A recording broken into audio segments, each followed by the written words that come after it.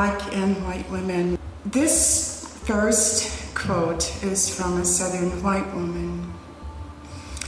And this is in 1861, as the war has just begun, and white Southerners who have gone to war thought that they were going to war to save not only themselves, but to save slavery, to build the world's first modern slave state.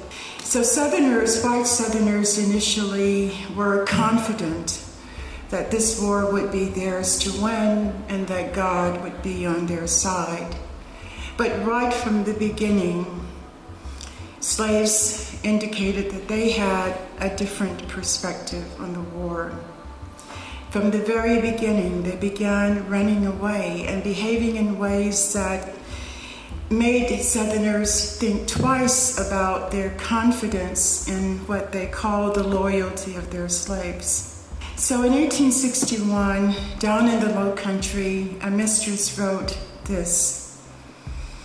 "We have," she said, "Paul, Katie, and Sophie about the house. And there is one of Pa's women, her father's slave women, who will come and cook for us, and so on until Sarah comes.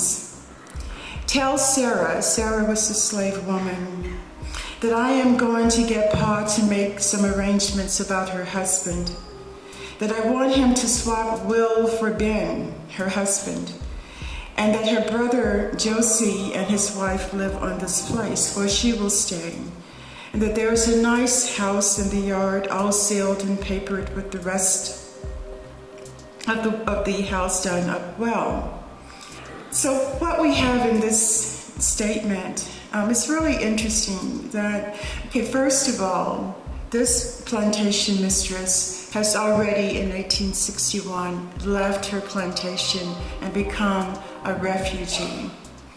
And she has brought several of her slaves with her, but not Sarah. And Sarah is special to her because Sarah is her cook and companion.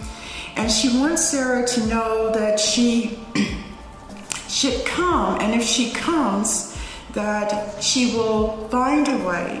She will swap one slave man for another to get Sarah's husband on the same place with Sarah. So she's going to a lot of effort to get Sarah to come. And so you might ask, first of all, Sarah is her slave. Why does she have to work so hard to get Sarah to come? Can she command Sarah to come? It's 1861, it's November, and she cannot command Sarah to come. Because on her plantation, the one she has deserted, the one from which she has become a refugee, the enslaved people are refusing to leave with their mistress and master.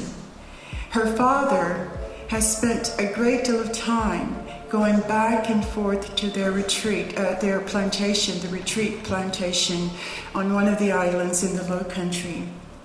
And it's dangerous work, his going back and forth. And so his family is trying to convince him to stop doing this, but he's determined to get his slaves and his children's slaves out. He does get 31, but there are 34 who don't come, who refuse to come, who hide when he comes to get them, or who tell him to his face that they're not going. Sarah is one of those slaves who refuses to come. This, the plantation mistress, finds very, quote-unquote, provoking. "So very few of our Negroes," she wrote, "will come, particularly now as our enemies are hiring them." And she was referring, of course, to the landing in November of 1861 of an amphibious expedition of the Union, combined naval and army expedition in the Low Country of South Carolina, which has basically been the impetus for her flight. There are other stories. Between 1847 and 1865, another slave woman, Susan, who was enslaved in North Carolina, was hired out to 14 different masters. For 15 of those 19 years between 47 and 65, she endured long separations from her children, her daughters Angelina and Abby, and her son John, who was 12 years old. As Susan's children and eventually her grandchildren had come of age, they too had been hired out annually. The last year of the war, she was hired out for nothing. In fact, she cost her master, George Carroll, $270. Susan's experience and the experience of her daughters and her son, and now her grandchildren, were the kinds of experiences that made it easy for Black people in the South who were enslaved to decide that the Union, the enemy of their enemy, was their friend.